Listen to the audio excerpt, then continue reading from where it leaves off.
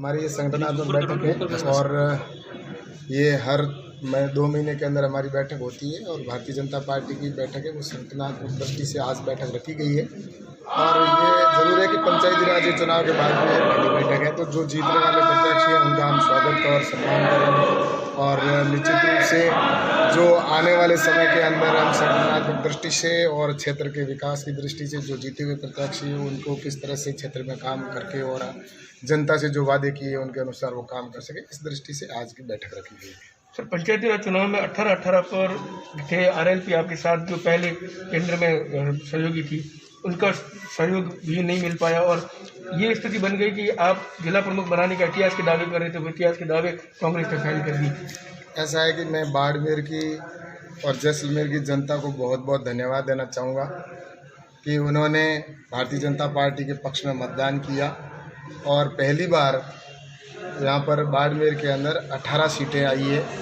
और जैसलमेर के अंदर भी हमारा प्रमुख भी बने और प्रधान भी बने। तो इसलिए मैं कह सकता हूँ कि ये इस समय जो भारतीय जनता पार्टी के प्रति जो लोकसभा के अंदर जो विश्वास जताया था, वैसा ही विश्वास पंचायती राज के चुनाव के अंदर भी जनता ने विश्वास जताया और निश्चित रूप से उनके वादों के ऊपर हम खरा उतरे। ये हमारे सामने चुनौती है, निश्चित रूप से उनके वादों पर हम खरा उतरेंगे। भीतरघात कितनी बड़ी सर टेंशन है, क्योंकि भीतरघात तो हुई, आपकी क्रॉस वोटिंग हुई। ऐसा है कि भीतरघात तो किसी के लिए भी चिंता का विषय है और मैं तो ये कहना चाहता हूँ कि शुद्ध राजनीति होनी चाहिए और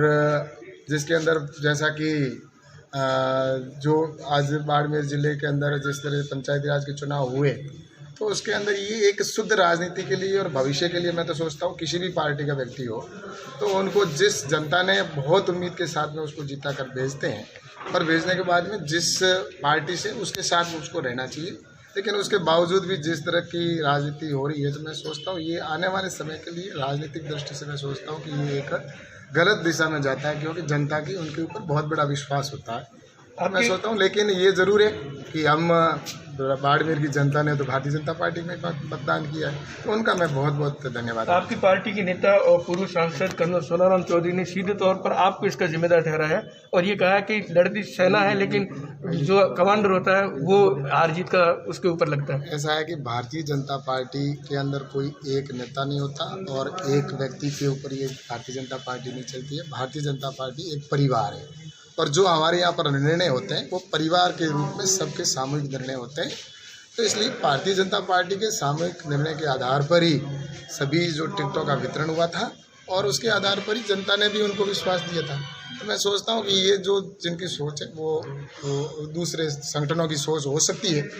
लेकिन भारतीय जनता पार्टी की सोच है वो परिवारवाद की सोच है और परिवार में बैठकर निर्णय होते हैं वो सामूहिक निर्णय होते हैं। सर, कल ही जो आपके प्रदेश अध्यक्ष हैं उन्होंने केंद्रीय नेतृत्व से इस बात की शिकायत की है कि वसुंधरा राजे ने अपना एक अलग से पूरा का पूरा राजस्थान में संगठन खड़ा कर दिया है, तो ये कितना चिंता का विषय है 2023 के लिए? बाड़मेर जो कार्यकारिणी भी उसमें लिस्टें आ गई है।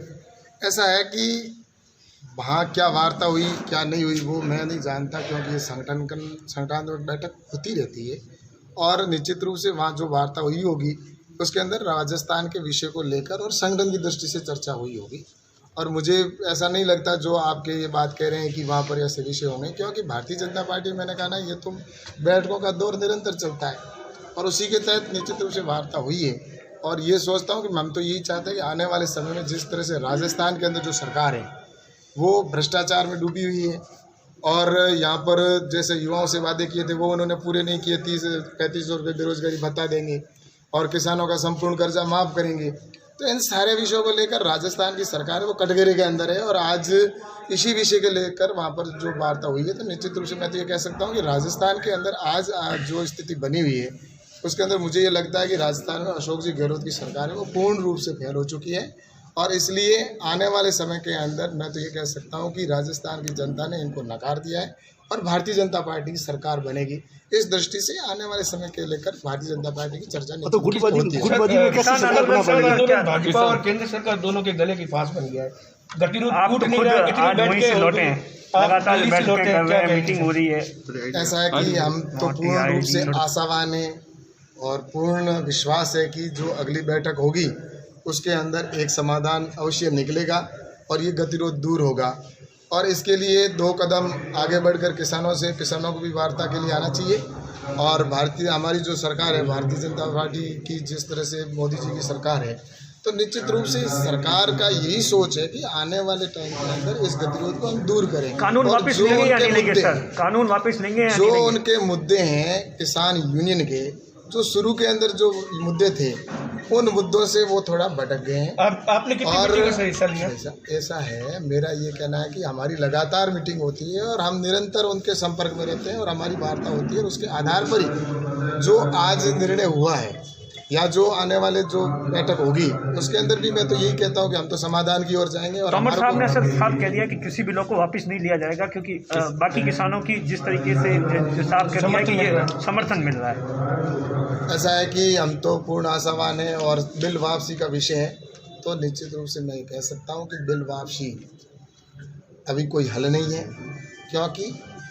ये जो बिल बने वो किसानों के हित के बिल हैं। और रही बात अगर संशोधन के लिए कोई अगर उनको आवश्यकता है तो संशोधन करने के लिए भारत सरकार, राहुल गांधी फिर से अध्यक्ष बन रहे हैं, वो उनका अंदरूनी मामला है, वो अध्यक्ष बने चाहे वो इंटरनेशनल अध्यक्ष बने, उससे वो भारतीय कांग्रेस सरकार है, कांग्रेस पार्टी है, उनका विषय, उसके अंदर मैं उसके बारे में कुछ नहीं कहूँगा। ठीक है सर, थैंक यू।